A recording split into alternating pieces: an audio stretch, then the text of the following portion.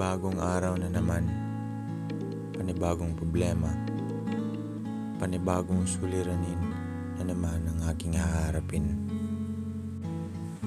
Minsan sumasagi sa aking isip na nakakasawa na rin bumangon kung paulit-ulit na lang ang nangyayari sa akin.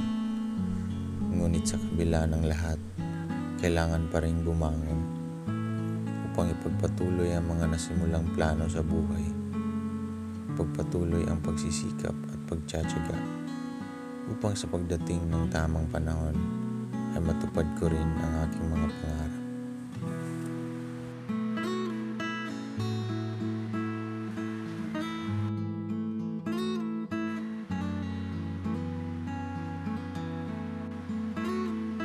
Sa pagpasok ng paaralan, dala-dala ko ang bigat ng puso.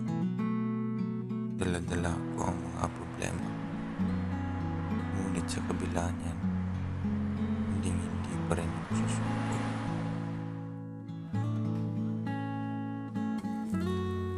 At sa pagdating ko sa paaralan, dala-dala ko man ang mga problema. Ako ay nagsisikap pa rin na merong mahinuhang mga aral at nagsisikap na makagraduate at makakuha ng diploma.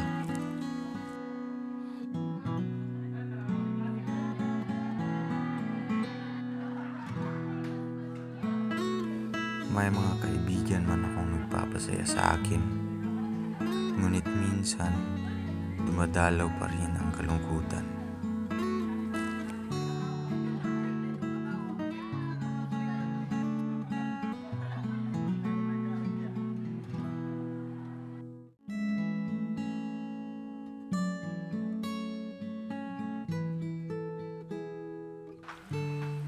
At sa pag-uwi ko ng bahay,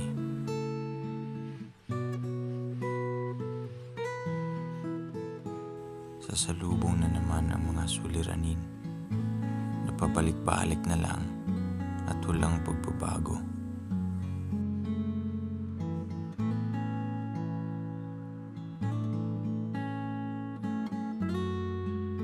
Sa pagdaan ng mga araw, mas lalong dumarami ang mga problema.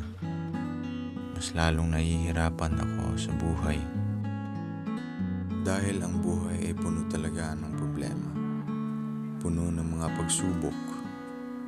Ngunit tuloy pa rin ang laban.